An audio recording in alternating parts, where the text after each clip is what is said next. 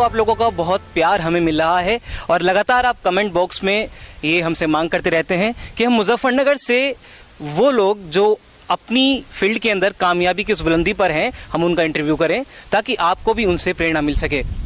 आज इसी उपलक्ष्य में आज हमारे साथ एक ऐसी शख्सियत हैं जो किसी परिचय का मुजफ्फरनगर और दुनिया भर में मोहताज नहीं है। सर, बहुत बहुत स्वागत है आपका। धन्यवाद।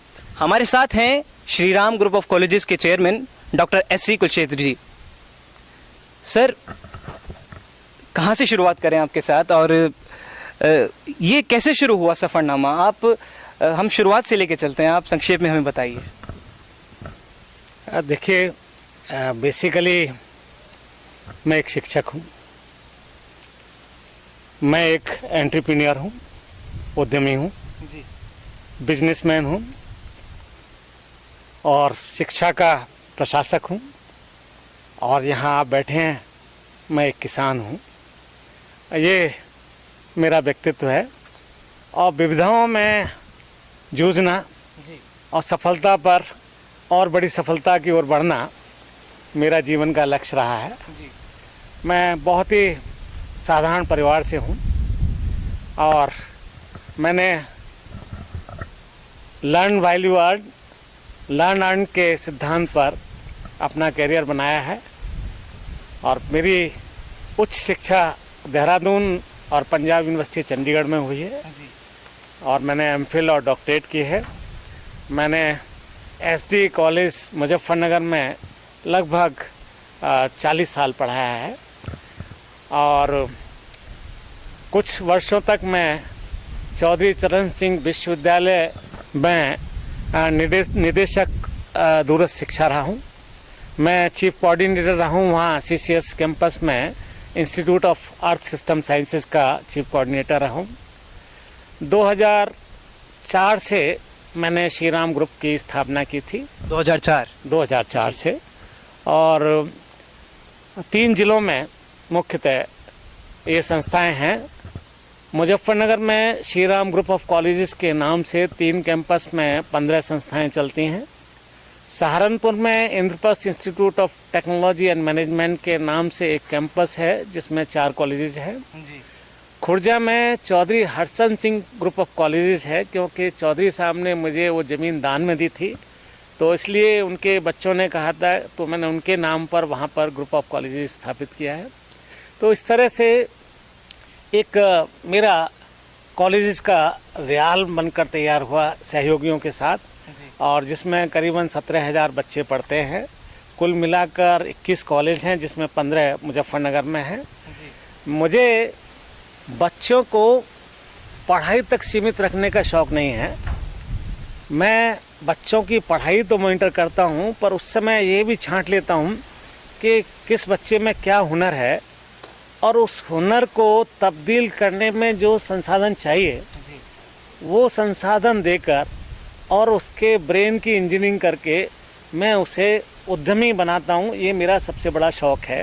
और इस बात से तो हर कोई इत्तेफाक रखता होगा कि मुजफ्फरनगर में और इसके आसपास के इलाकों में अगर कोई सबसे ज़्यादा एक्टिविटीज़ और इवेंट्स में कोई कॉलेज एक्टिव रहता है तो वो Shri Ram group of colleges है। इसमें सच है जी, सच है जी। और आपको ताज्जुब होगा कि जब वो उच्च शिक्षा में प्रोफेसर बन जाते हैं तो बड़ी आराम की ज़िंदगी होती है, तनख्वाह बहुत अच्छी मिलती है, पढ़ाना ज़्यादा पड़ता नहीं, क्योंकि इंडियन कैलेंडर में कॉलेज खुलेंगे ऐसे दिन बहुत कम होते हैं, तो ऐश और आराम बहुत होते हैं, जो मुझे बिल्कुल नहीं पसंद ज़िंदगी में जी। तो उसी समय मैंने 1983 में कुछ बच्चे थे जो एक फेयरवेल चल रहा था मेरे कॉलेज में एसडी में, पास आउट हो रहे थे, तो उन्होंने कहा कि सर, मैंने भाषण में कहा कि नौकरी की कोई कमी नहीं है, काम की कोई कमी नहीं इस दुनिया में, करने वाला चाहिए। तो उस समय वो योग्यता आप में होनी चाहिए। जी जी जी। 3-4 बच्चे जो है वो खड़े हुए कि सर आप हमसे फावड़ा चलाने को कहेंगे तो फावड़ा भी चलाएंगे, हमें काम चाहिए जी। अब क्योंकि मैंने बोले थे, शायद वो बड़बोल थे या क्या था, या मेरी तमन्नाएं थी, मैंने उन्हें कहा कि ठीक है, मैं काम तुम्हें दूंगा। शाम को मेरे एक मित्र थे एग्जीक्यूटिव इंजीनियर उड़ीसा के, तो वो बैठे थे। मैंने कहा यार, मैंने आज ये बोल दिया और लड़कों ने खड़े होकर कहा कि काम बताओ। अब मेरे सामने बड़ी दुविधा है तो बोले अच्छा यार सोचते हैं, उसके लिए कुछ करते हैं। उसी दिन सुबह वो 4 बजे आए मेरे पास, कहने लगे कि यार वो रैक आया हुआ है सीमेंट का और ट्रक नहीं मिल रहे क्योंकि यहाँ यूनियन है और तुम्हारी दोस्ती होगी। तो मैं 4 बजे उठ कर गया और मैंने ट्रकों की व्यवस्था की। तो 11 बज रहे थे, तब उन्होंने कहा यार तुम कह रहे थे उन बच्चों को कुछ काम धंधा दे दो, ये ऑर्डर मैं उन बच्चों के नाम से करा देता हूँ। अच्छा सर। और मैंने कहा यार वो बच्चे तो कुछ जानते नहीं हैं। तो बोले नहीं, भेज देना उनको। तो दिमाग मेरा चलता था, हाथ उनके चलते थे, दौड़ वो लगाते थे। और मेरे फादर के नाम से हम लोगों ने एक कंपनी बनाई, मदन कॉन्ट्रैक्टर्स एंड कंपनी, 1983 में। और वो 4 बच्चे उस कंपनी में लगे जी। और हम लोग बहुत मेहनती थे। हमें लोग कामयाब नहीं होना देना चाहते थे, क्योंकि ठेकेदार एक ऐसा है, आप जानते हैं ठेकेदार शब्द ही अपने आप में ऐसा ब्लंट आदमी जो कुछ भी कर ले, बेशरम आदमी, चिकना घड़ा, एक ठेकेदार की कैरेक्टर का एक परसेप्शन होता है। तो लोग सोच रहे थे यार एक ये प्रोफेसर पढ़ा लिखा आदमी हमारे बीच में घुस जाएगा तो हमारा तो काम धंधा चौपट हो जाएगा। तो कामयाब नहीं होने दे रहे थे हमें, और हमारी तमन्ना थी कामयाब होना है। बच्चे लौट आते थे, काम पर जाते थे, काम नहीं करने देते, लौट आते थे। सर जीरो से कहें कि आपका जो सफ़र स्टार्ट हुआ है और आज जिस मुकाम पर आप हैं वो हर किसी का ख्वाब होता है। और मैं ये जानना चाहता हूँ कि हर किसी के निजी जीवन में एक ऐसी घटना घटी होती है, ऐसे कुछ किस्से घटे होते हैं जिनसे उस काम को करने के लिए ऊर्जा, उसकी प्रेरणा उस घटना से, उस किस्से से उनको मिलती है। क्या आपके जीवन में कोई ऐसा किस्सा, ऐसी घटना घटी है जिससे आप को और ऊर्जा मिली हो कि हाँ मुझे अब ये चीज़ हासिल करनी है अपने जीवन में? क्या आप हमसे वो बात शेयर करना चाहेंगे और हमारे दर्शकों को बताना चाहेंगे? देखिए, कोई एक घटना इसके लिए जिम्मेदार नहीं है जहाँ तक मैं समझता हूँ। मुझे तो ज़िंदगी की हर सीढ़ी पर एक घटना हुई है और मैं आगे बढ़ता चला गया हूँ। मैं आपको बात पूरी कर दूं यहीं छोटी सी, जो बच्चों के बारे में कह रहा था 1983 के बारे में जी। जब वो बच्चे वापस आ गए तो मैंने कहा मैं चलता हूं। तो हमें नालियों में पाइपलाइन डालनी थी, नाली खुदी हुई थी। मैंने कपड़े उतारे, कच्चे बनियान में हुआ और नाली में नीचे बैठ गया। और मैंने कहा राजेश ये प्लास्टिक के पाइप ही तो हैं, साले आरी से ऐसे कट जाएंगे। वो काटता गया, मैं पाइप जॉइंट लगाता रहा। ऊपर ठेकेदार नाली के खड़े थे, कह रहे थे प्रोफेसर साहब हम आए नीचे। तो उस समय मेरे दिल में ऐसी चिंगारी उठी कि इन लोगों से बहुत बहुत आगे बढ़ना है मुझे। ये दिन देखेंगे कि आज मैं नीचे हूँ, कल मैं ऊपर हूँगा। तो उस इंसिडेंट ने मुझे इतना एक्सीलरेट किया कि मैंने वो कंपनी अपने प्रोविडेंट फंड से उस समय 8,000 का लोन लेकर शुरू की थी। और जब मैंने बेटे को इसकी बागडोर, बात है सर 1983 पे, और जब मैंने 2000 में अपने बेटे को सौंपी थी ये कंपनी, तो 35 करोड़ का उस समय टर्नओवर था उस कंपनी का। वो चारों बच्चे आज भी मेरे बेटे हैं, मेरे बेटे से ज़्यादा प्यार हैं, आज भी मेरे साथ हैं। एक दो का नाम यहाँ भी मुजफ्फरनगर में लोग जानते होंगे, देवेंद्र चौधरी उनमें से है, राजेश उनमें से है। तो ये सब उसी 1983 से मेरे साथ जुड़े हुए हैं। और जहाँ तक प्रश्न है कि जुनून काम करने का होना चाहिए। कोई एक इंसिडेंट ठीक है, तकदीर बदल देता है, पर एक शुरू से आपकी, मैं तो ये समझता हूँ, I believe on hard work, hard labour पर बिलीव करता हूँ, विथ डेडिकेटेड माइंड।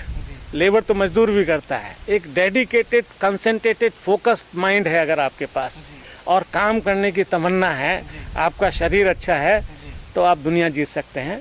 इसी इरादे से मैंने फिर आगे बढ़ा। 2000 में बेटा कहने लगा कि कंपनी मुझे सौंप दी, अब क्या करोगे? तो मेरे मित्र थे vice chancellor doctor RP. Singh, वो कहने लगे कि ये भाई साहब जो हैं बहुत चलाते थे कि ये कॉलेज ऐसे नहीं चलता, वो कॉलेज ऐसे नहीं चलता, इनको कॉलेज खुलवा दें। तो कंपनी से थोड़ा पैसा लिया मैंने और श्री राम कॉलेज की स्थापना की। शुरू में एक कॉलेज था और मैं समझता हूँ ये 15-16 साल में अब हमारे 21 कॉलेज हो गए हैं। 21 कॉलेज? हाँ, तो ये एक छोटी सी संसाधन जुटाकर एक श्री राम कॉलेज की स्थापना की थी और लोगों के सहयोग से ये बहुत बड़ा ग्रुप बन गया श्री राम कॉलेज। तो कठोर परिश्रम, dedicated devoted, focused, concentrated mind, ये प्राथमिकता है। लोग कहते हैं पैसा नहीं है इसलिए काम नहीं कर सकते, ये बिल्कुल गलत बात है। वही बात सर कि इतने कॉलेजेस, इतने इंस्टीट्यूट अब छात्रों के पास में एडमिशन लेने के लिए अवेलेबल हैं, तो आपके वक्त में और आज के वक्त में आप क्या वो अंतर मानते हैं कि उस वक्त सुख सुविधाएं का कम होना, रिसोर्सेज का कम होना, आज ज़्यादा होना, उस वक्त का कंपटीशन में कम होना या आज ज़्यादा होना, इस पर आप रोशनी डालिएगा। और हमारे दर्शकों को जो छात्र हैं और जीवन में आगे बढ़ना चाहते हैं उनके लिए आपका क्या संदेश होगा कि आप ये करें, आप हार्ड वर्क और स्मार्ट वर्क में क्या अंतर होता है, उसके बारे में आप रोशनी डालिएगा। डेफिनेटली देखिए, हमारे ज़माने में तो इंजीनियरिंग जो एक सपना होता था और बिरले ही इंजीनियर बन पाते थे, और आज टेक्निकल एजुकेशन, प्रोफेशनल एजुकेशन पग पग पर है और एक संस्थाओं की बाढ़ आई हुई है। और बाढ़ आने के लिए शायद कुछ जो करप्ट सिस्टम हैं वही जिम्मेदार है। और हम जब चले थे तो इतनी संस्थाएं नहीं थीं 2005 में, और मैं समझता हूं 2020 तक आकर उनकी संख्या कई गुनी बढ़ गई है अब संस्थाओं की, और वो चक्र जो है पूरा होने लग रहा है, संस्थाएं अब बंद होने लग रही हैं। और मैं समझता हूं वही संस्थाएं सर्वाइव करेंगे जो क्वालिटी दे सकती हैं। जहाँ तक मेरी संस्थानों का सवाल है, आप जानते ही हैं कि वेस्टर्न यूपी में भरपूर सबसे बड़ी संस्थान है, सबसे ज़्यादा बच्चे हैं और अच्छे प्रवेश होते हैं। और प्रवेश अच्छे क्यों होंगे? अगर आप क्वालिटी एजुकेशन देते हैं जी। अगर बच्चे को आप अच्छा पर्सनालिटी डेवलपमेंट करते हैं, अच्छा पेडागोगी उन्हें देते हैं, बच्चों को अच्छा प्लेसमेंट देते हैं, और प्लेसमेंट से भी ज़्यादा इम्पोर्टेंट है उनको अच्छे एंटरप्रेन्योर बनाकर स्मार्ट बिजनेसेस में लगाते हैं। तो यहाँ मैं एक एग्जांपल देना चाहूँगा। हमारे जो बच्चे हम यहाँ ये ज़रूर बताना चाहूँगा कि मैसाचुसेट्स इंस्टीट्यूट ऑफ टेक्नोलॉजी जो दुनिया की सबसे बड़ी टेक्नोलॉजिकल इंस्टीट्यूशन है, उससे हमारा 4 साल का एग्रीमेंट है जो अब ख़त्म होने जा रहा है। और इसी तरह हमारा इंस्टीट्यूट ऑफ टेक्नोलॉजी ब्लैंकस्टाउन आयरलैंड से भी हमारा टाई अप है, और इससे हम अपने बच्चों का एक्सपोजर करते हैं। बियॉन्ड द सिलेबस हम बच्चों का एक्सपोजर करते हैं, और एक्सपोजर करने के साथ साथ उन्हें एक एंटरप्रेन्योर बनाते हैं, जिसकी बहुत आवश्यकता है। एक इनोवेशन भी सिखाते हैं हम। और MIT ने ही हमारे यहाँ with the help of the association of Indian industries हमारे एक इनोवेशन सेंटर बनाया हुआ है, और उन इनोवेशन सेंटर का हमारा स्लोगन है come with an idea, go with A product. बच्चा एक आइडिया लेकर आए और अंत में एक प्रोडक्ट बनाकर जाए। इस थीम को लेकर, इस आइडियोलॉजी को लेकर हम आगे बढ़े हैं, और इस आइडियोलॉजी में हमने सबसे अच्छा काम किया है कि जो बच्चे अच्छे हैं, जो अच्छा इनोवेशन कर रहे हैं, प्रॉब्लम कहाँ है? बच्चे के पास आइडिया है, इनोवेटिव है, पर उसके पास संसाधन नहीं है, कैपिटल नहीं है। कैपिटल दे भी दीजिए, वो प्रोडक्ट बना भी लेगा, वो मार्केट नहीं कर सकता, क्योंकि इसमें बड़ी बड़ी हेल मछलियां हैं बिजनेस वर्ल्ड में, जो छोटे से छोटे भैया को निगल जाएंगे, वो सरवाइव नहीं कर सकता है। तो हमने ये शुरुआत की है कि जब एक प्रोडक्ट बनता है तो उसको इंक्यूबेशन सेंटर चाहिए। उसको जैसे बच्चे को इंक्यूबेटर में रखते हैं, पैदा होते ही कमज़ोर होता है, ऐसे प्रोडक्ट भी कमज़ोर होता है जब तक वो मार्केट में नहीं पहुंचता है। तो उसको incubation Shriram group of colleges देता है। हमने क्या करा है कि बच्चों को कई कंपनियां बनाई हैं हमने, जैसे श्रीराम एंटरप्राइजेज है, श्रीराम टेक्नोलॉजीज है, इस तरह की कई कंपनियां बनाई हैं जिसमें हमारे बच्चे जो हैं लगाए हैं, उनको सैलरी प्लस प्रॉफिट देते हैं हम। तो इस तरह का एंटरप्रेन्योरशिप डेवलप कर रहे हैं, और उनको आप ताज्जुब होगा, अभी अब आपने अमर उजाला में पढ़ा होगा कि हमारे एक बच्चे ने 7,000 से शुरू किया, with in 5 months 7 lakh earn किए 7,000 से। और वो अखबार का दिन था, विद इन 15 डेज, मतलब इस 31 मार्च की क्लोजिंग तक मुझे खुशी है कि वो 70 लाख हो गए। 70 लाख टर्नओवर जी, 7,000 रुपये से लेकर 70 लाख का टर्नओवर। ही स्टार्टेड इस कंपनी इन जुलाई, और जुलाई से अब तक आप समझ सकते हैं कि 5 महीने हुए हैं, और उनके पास 70 लाख का टर्नओवर है। हमारे 3 बच्चों के पास ऐसे श्रीराम एंटरप्राइजेस है, उसमें बच्चे काम कर रहे हैं, उसमें कैपिटल हम लगाते हैं। वही बात सर मैं आपको टोकना चाहूँगा, माफ़ी चाहूँगा इस बात के लिए कि हार्ड वर्क और स्मार्ट वर्क, हाँ, उस पर वही तो मैं आपको बता रहा हूँ वो क्या कि अंतर है? हार्ड वर्क तो ये है कि देखिए कोई प्रोडक्ट मार्केट में है, आपने देखा अच्छा चल रहा है जी। तो मैं भी बनाने लगूं, आंग मीचकर गतानुगत को लोका कार्बन कॉपी करते रहें लोगों की। और स्मार्ट वर्क ये है कि हम भविष्य को प्रोजेक्ट कर लें कि भविष्य में क्या बिकने वाला है, भविष्य की टेक्नोलॉजीज कैसी होंगी, और आज हम अगर भविष्य का प्रोडक्ट बना लेते हैं तो हम बड़ी बड़ी कंपनियों को भी बीट कर सकते हैं। दूरदृष्टि जिसे कहते हैं, दूरदृष्टि, दूर की सोचना है, प्रोजेक्शंस लेने हैं, क्योंकि जो प्रोडक्ट आज क्लाइमैक्स पे है, टेक्नोलॉजी इतनी फास्ट है कि कल वो क्लाइमैक्स पे नहीं होना है, दूसरा प्रोडक्ट उसकी जगह ले लेगा। तो पहली बात तो ये है कि प्रोडक्ट की शुरुआत हम भविष्य की रिक्वायरमेंट को देख कर करें। जैसे हमारे ये बच्चे वाटर कंट्रोलर बना रहे हैं, बहुत छोटा सा प्रोडक्ट है, बड़ी बड़ी कंपनियों के 1400-1500 रुपए के ऑटोमेटिक बिकते हैं, हमारे बच्चों का 700 रुपये का 600 रुपये का प्रोडक्ट ये बिकता है। हमने इस कंट्रोलर को इतना प्योरीफाई किया है कि पहाड़ों में भी जहाँ मोटर बहुत दूर है और स्टार्टर बहुत दूर है, उसको वाईफाई करके हम चला रहे हैं वहाँ पर। वहाँ की बहुत बड़ी समस्या हमने दूर करी है। इतना लंबा केबल, कई किलोमीटर केबल बिछाना पड़ता था, अब केबल बिछाने की ज़रूरत नहीं है, वाईफाई कर दिया हमने सिस्टम। तो इस तरह का हम भविष्य की क्या ज़रूरत है, कहाँ प्रॉब्लम्स आती हैं, उनको देखकर अगर हम टेक्नोलॉजी बेस प्रोडक्ट बनाते हैं और उसकी मार्केटिंग नेटवर्क भी हम ई मार्केटिंग में, हमें अमेजन में आप जाएंगे, फ्लिपकार्ट में जाएंगे, आपको श्रीराम टेक्नोलॉजी के प्रोडक्ट मिलेंगे। ई मार्केटिंग में जाना है हमको, वो प्रोडक्ट डेवलप करने हैं जो भविष्य की नीड होंगे। और एक प्रोडक्ट डेवलप कर लिया तो आप सो मत जाइए, आपका R&D निरंतर चलता रहना चाहिए। उस प्रोडक्ट को बनी रहनी चाहिए। डेली आपको सोचना है कि how to improve it, otherwise you will die in the market. So market is very dynamic, technology is very fast, यहाँ पे ट्रेंडिंग लिस्ट बदलती रहती है। So if you are smart enough, your product should be the future product, not present future. Your product should be improving day by day, it will be improving, and you have to record the choices and need of the people before developing a product. तो sir मैं समझता हूँ कि हमारे सभी दर्शकों की दिलचस्पी सर की जीवन शैली में और जीवन का जो उनका सफ़रनामा रहा है उसमें बढ़ती जा रही होगी। तो सर मैं आपसे जो अब क्वेश्चन पूछना चाहूँगा, जो प्रश्न मेरे दिल में और हमारे दर्शकों के दिल में भी उठ रहा होगा, कि हमारे ज़िला मुजफ्फरनगर से या आपके परिचय में और आपके जो इर्द गिर्द आप समझते हो कि उन पर्सनैलिटीज़ का आप जिक्र करना चाहेंगे कि कौन होंगी जो आइकन बन के अपने ज़िला मुजफ्फरनगर में अपनी अपनी फील्ड में उभरी हैं? आप तो सर हैं ही, बखूबी हमारे दर्शक भी जानते हैं, और साथ साथ कुछ और नाम अगर आप हमें बताना चाहें व्यापार की फील्ड से, मेडिकल की फील्ड से, जिन्होंने अपनी फील्ड में वो ऊंचाइयां हासिल की हैं जिनकी सब ख्वाहिश रखते हैं। देखिए, प्रश्न की शुरुआत आपने, ये दो प्रश्न हैं जी। पहले तो आपने लाइफ स्टाइल से शुरू किया जी, वहाँ ज़रूर बताना चाहूँगा, ये ज़रूरी भी है। मेरे जीवन में सेल्फ डिसिप्लिन बहुत बड़ा फैक्टर है, यहाँ तक आने में सेल्फ डिसिप्लिन बहुत बड़ा फैक्टर है, टाइम मैनेजमेंट बहुत बड़ा फैक्टर है। मैं टाइम को सेकंडों में काउंट करता हूँ, मिनटों में भी नहीं काउंट करता, सेकंडों में काउंट करता हूँ।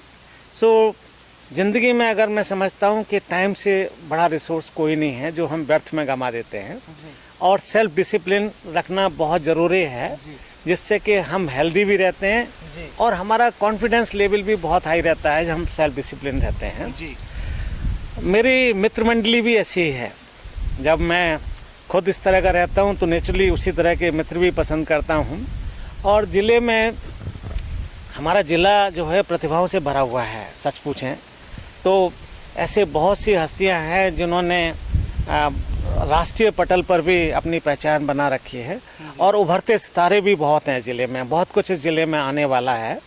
आप देखिए, मुकेश जैन हैं, मेरे मित्र भी हैं, उनकी प्रसिद्धि पूरे राष्ट्र में है। डॉक्टर मुकेश जैन ऑर्थोपेडिक जो सर्जन हैं, उन्होंने अभी एक हॉस्पिटल भी बनाया है। उद्योग जगत में भी आप देखें तो बहुत अच्छा कार्य कर रहे हैं लोग। आपने देखा होगा, बिंदल वाले हैं, राकेश बिंदल हैं, पंकज अग्रवाल भी काफ़ी विदेश जाते रहते हैं, काफ़ी नए नए आइडियाज़ लेके आते रहते हैं।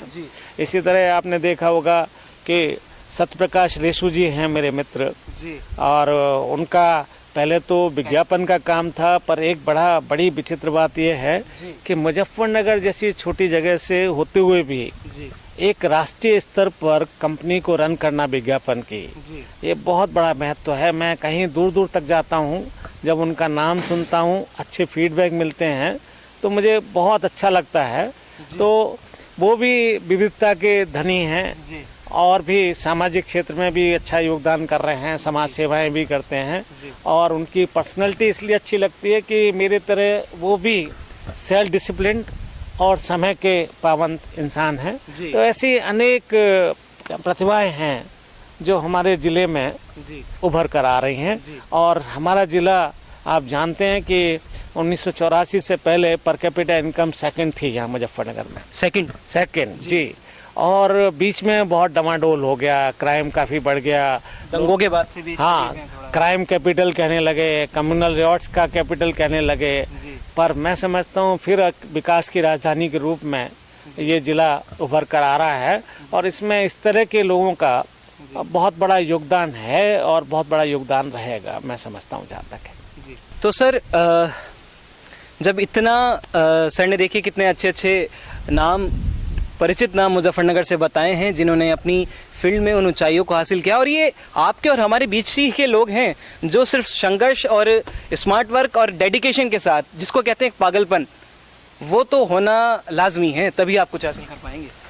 पागलपन दूसरे कहते हैं, जिसको वो लोग पागल कहते हैं उसका जुनून होता है काम करने का, और वो जुनून में इतना खो जाता है कि किसी की परवाह नहीं करता है।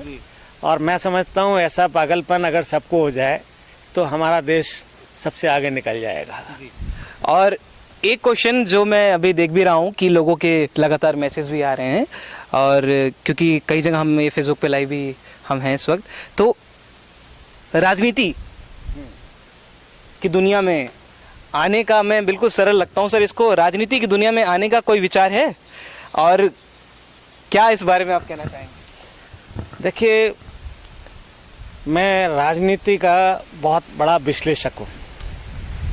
न्यूज़ कंटिन्यूस 2 घंटे रात को देखना मेरा शौक़ है जी, मनन करना मेरा शौक़ है जी, और प्रोजेक्ट करना मेरा शौक़ है जी, भविष्यवाणी करना मेरा शौक़ है। मेरे दोस्त जो हैं जब इलेक्शन होते हैं तो मेरे से भविष्यवाणियाँ पूछते हैं, वो मुझे सिफोलॉजिस्ट भी कहते हैं मेरे दोस्त।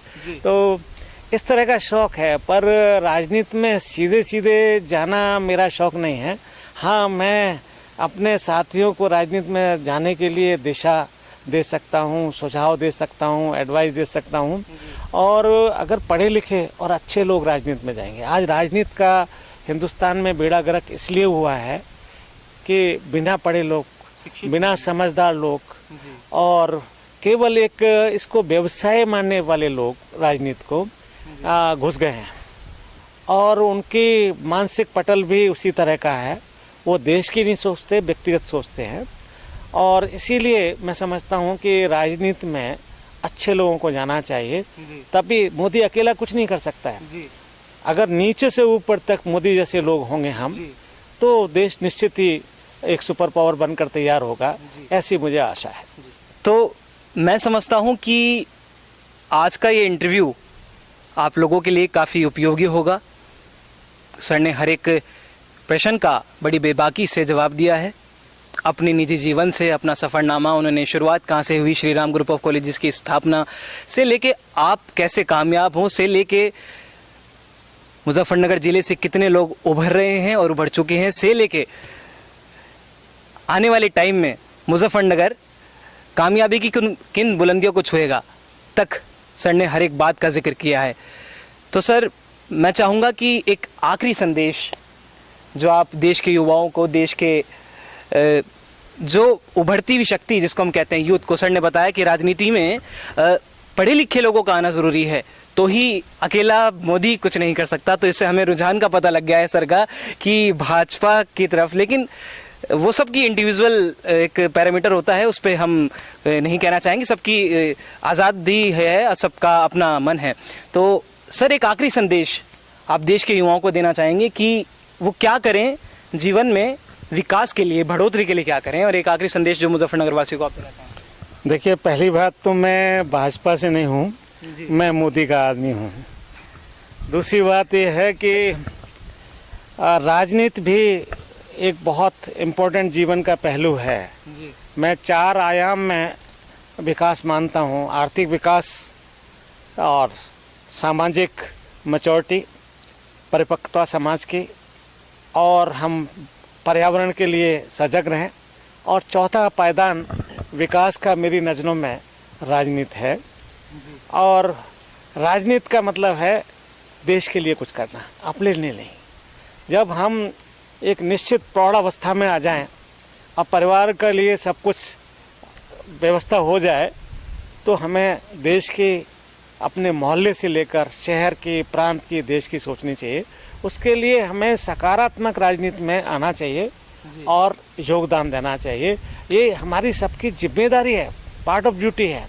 और मैं यही संदेश देना चाहूँगा कि जीवन के 4 सोपान हैं, विकास के 4 सोपान हैं, और मैं चाहता हूँ मेरे युवा पहले अर्थव्यवस्था को मजबूत करें, देश की, पर्यावरण के लिए सजग रहें, और राजनीति में सक्रिय भूमिका निभाएंगे, तभी इस देश का कल्याण और विकास हो पाएगा। धन्यवाद जी। तो देखिए, सर ने सीधा सीधा कह दिया है कि मैं तो मोदी का आदमी हूँ मैं, और इतना बेबाकी से जवाब देना सर ये आप ही कर सकते हैं। अरे मैं तो पक्का सिपाही हूँ उनका, जबकि मोदी जी को देखा भी नहीं है मैंने, तो व्यक्तिगत रूप से टीवी में ही देखा है जी। पर मैं जो देश के लिए करता है उसके लिए मैं कुर्बान हूँ। सर अच्छे हाथों में है देश की बागडोर? बहुत अच्छे हाथों में है, कभी नहीं रही जी। और आशा भी नहीं करता हूँ, इसलिए ये डोर उनके हाथ से छूटनी नहीं चाहिए। और इन्हीं शब्दों के साथ हम आज का ये इंटरव्यू सर के साथ बहुत बहुत आभार प्रकट करना चाहेंगे तहे दिल से, कि उन्होंने इतना वक्त हमें हर एक पॉइंट को एक्सप्लेन करने में, और आपके लिए, सिर्फ आपके लिए, हमारे दर्शकों के लिए हमको वक्त दिया।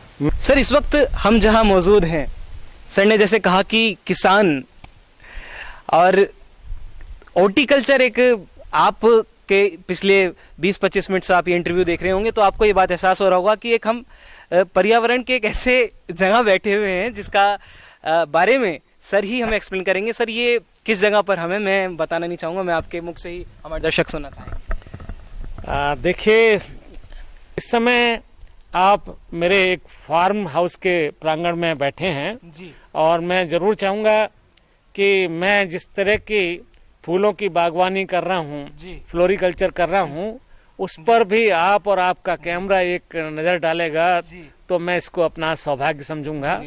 और मैं यहाँ से ऐलान भी करना चाहूँगा, क्योंकि इंटरव्यू काफ़ी वक्त का हो जाएगा, और हम ऐलान यहाँ से ये करना चाहते हैं कि एक हॉर्टिकल्चर की सीरीज माननीय श्री हमें बताएंगे, और इसके हर एक फूल के बारे में। देखिए, फूलों की भी काफ़ी वैरायटी होती हैं और काफ़ी वैज्ञानिक, एक इनकी कैसे अलग अलग टेम्परेचर में उगते हैं, और इसके बारे में सारी जानकारी सर ही उस सीरीज में हमें देंगे। तो हम बहुत जल्द वो सीरीज शुरू करने वाले हैं। सर, इसके बारे में ये मेरा सौभाग्य होगा कि ये हॉर्टिकल्चर, फ्लोरिकल्चर पर एक सीरीज ला रहे हैं। ये देश के लिए बहुत ही सार्थक सीरीज होगी, क्योंकि आप जानते हैं कि हमारी भूमि संपदा, जलवायु और प्राकृतिक संसाधनों से ये देश बहुत संपन्न है और बहुत स्कोप है।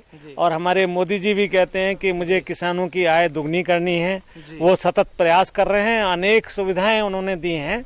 इस फार्म पर भी एक यहाँ पर इम्प्लीमेंट बैंक है, किसानों को हम एग्रीकल्चर के टूल्स किराए पर देते हैं जो सरकार ने स्थापित किया है, और सरकार की मदद से ही हमने ये फ्लोरिकल्चर के 12 पॉली हाउस लगाए हैं।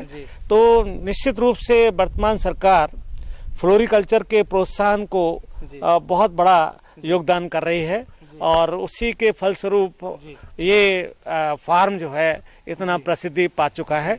तो ये सौभाग्य रहेगा कि मैं आपकी सीरीज की शुरुआत करूंगा, इसके लिए मैं आपके चैनल को धन्यवाद देता हूं। तो मैं समझता हूं कि आज का ये इंटरव्यू अंत करने का हमारा वक्त आ गया है, और सर बस अभी चलेंगे हम शूटिंग के लिए, और दर्शकों को में भी ये उत्सुकता होगी कि और बड़ी डिटेलिंग से हमारे एक बात के बारे में आपको बताएंगे, फूलों के पूरे कहें एक कारोबार के बारे में भी हम आपको बताएंगे, और सर का मार्गदर्शन हमें रहेगा। तो बहुत बहुत धन्यवाद सर।